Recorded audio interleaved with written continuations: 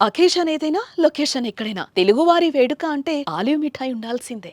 భారత్ని ఢీకొట్టే దమ్ము పాకిస్తాన్కు ఉందా? జమ్మూ కాశ్మీర్లోని పహల్గామ్లో జరిగిన ఉగ్రదాడి తర్వాత దాయాది దేశాల మధ్య దారుణ పరిస్థితులు నెలకొన్నాయి. రెండు దేశాల మధ్య ఊహించని విధంగా ఉద్రిక్తతలు పెరిగాయి. మరోపక్క పాకిస్తాన్కు బుద్ధి చెప్పేందుకు భారత్ తీసుకున్న నిర్ణయాల తరుణంలో పాక్ కవ్వింపు చర్యలకు కాలు దుబ్బుతోంది. భారతదేశానికి వచ్చే వాణిజ్య విమానాలను తమ గగనతలం గుండా వెళ్లకూడదంటూ వైమానిక ప్రాంతాన్ని మూసివేసింది. అంతటితో ఆగకుండా తమ వగ్రబుద్ధిని చూపిస్తూ సరిహద్దుల్లో కాల్పులకు తెగబడుతోంది ఎల్ఓసి చుట్టూ. దీంతో పాకిస్తాన్ కవ్వింపులకు భారత్ సై అంటోంది. యుద్ధానికి సిద్ధమంటూ అలర్ట్ను ప్రకటించింది. ఇప్పటికే సైనికుల సెలవులు కూడా రద్దు చేసింది. అయితే ఇప్పటికిప్పుడు యుద్ధం జరిగితే భారత్ను ఎదుర్కొనే దమ్ము పాకిస్తాన్కు ఉందా అనే డౌట్ చాలా మందిలో నెలకొంది. నిజంగా ఉందా?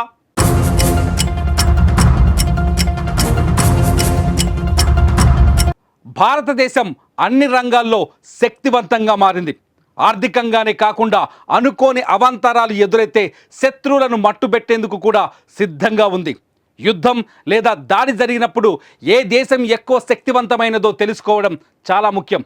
ఈ విషయంలో గ్లోబల్ ఫైర్ పవర్ 2025 నివేదిక ప్రకారం 145 దేశాల సైనిక శక్తి జాబితాలో భారతదేశం 4వ స్థానంలో ఉంది. పాకిస్తాన్ 12వ స్థానంలో ఉంది.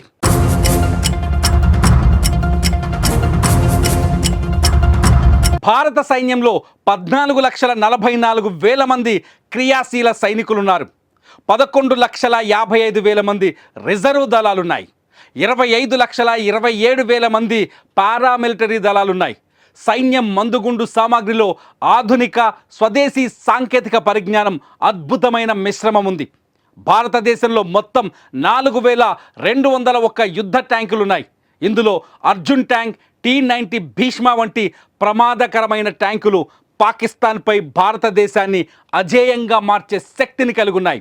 దీంతో పాటు భారత సైన్యం వద్ద పినాకా రాకెట్ వ్యవస్థ, బ్రహ్మాస్ క్షిపణులు, బోఫోర్స్, హోవిట్టర్ తుపాకులున్నాయి.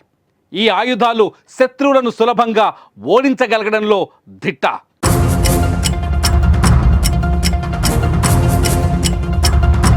ఇక అదే సమయంలో పాకిస్తాన్ సైన్యం గురించి ఒక్కసారి తెలుసుకుంటే వారి దగ్గర కేవలం 6,54,000 మంది క్రియాశీల సైనికులు మాత్రమే ఉన్నారు.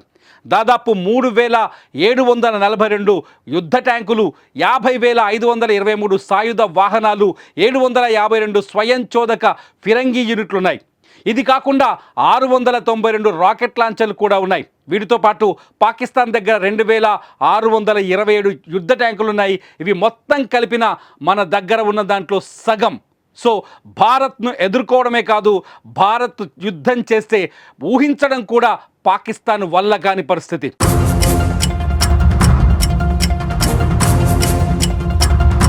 ఇక గగనతలంలో బలం గురించి మాట్లాడుకుంటే గగనతలంలో భారత వైమానిక దళం మొత్తం 2,229 విమానాలను కలిగి ఉంది. వీటిలో 600 యుద్ధ విమానాలు, 831 సహాయక విమానాలు, 899 హెలికాప్టర్లు, 50కి పైగా UAVలు ఉన్నాయి. వీటితో పాటు భారతదేశం అత్యంత ఆధునిక యుద్ధ విమానాలను కలిగి ఉంది. ఇందులో Rafale fighter jet, Sukhoi Su-30 MKI, Mirage 2000, MiG-29 fighter జెట్లున్నాయి. అలాగే భారత వైమానిక దళం బ్రహ్మోస్, అస్త్రరుద్రం, ఆకాశ్ వంటి క్షిపణి వ్యవస్థలతో బలంగా ఉంది. అదే సమయంలో పాక్ గగనతలం బలం గురించి మాట్లాడితే పాకిస్తాన్ వద్ద 1,399 విమానాలే ఉన్నాయి. వాటిలో 328 ఫైటర్ జెట్లు, 64 రవాణా విమానాలు, 565 శిక్షణ విమానాలు, 373 హెలికాప్టర్లు ఉన్నాయి. వాటితో పాటు 57 దాడి హెలికాప్టర్లు, 4 వైమానిక ట్యాంకర్లు ఉన్నాయి. సో ఇక్కడ కూడా భారత వైమానిక దళం పాకిస్తాన్ కంటే బలంగా కనిపిస్తోంది.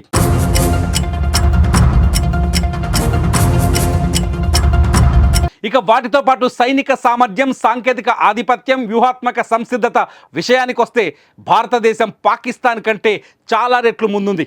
భారతదేశ సైనిక మౌలిక సదుపాయాలు చాలా పెద్దవి మాత్రమే కాదు, నిరంతరం స్వావలంబన హైటెక్ అప్గ్రేడ్ల వైపు కదులుతున్నాయి.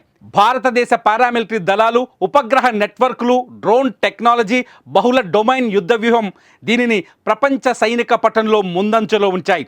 సో భారత్ను ఎదుర్కోవడమే కాదు, భారత్పై కన్నెత్తి చూడటం కూడా పాకిస్తాన్కు కష్టమే. అయితే పాకిస్తాన్ చేసేదల్లా ఒకటే, వెన్నుపోటు. అదే ఇలా దొంగచాటుగా ఉగ్రవాదాన్ని పెంచి పోషించి దొంగ దెబ్బ తీయడమే. సో భారత్తో పాకిస్తాన్కు యుద్ధం అంటే సింహం ముందు కుక్క మొరిగినట్లే. మరి మీరేమంటారు? కామెంట్ చేయండి ఈ వీడియో కింద.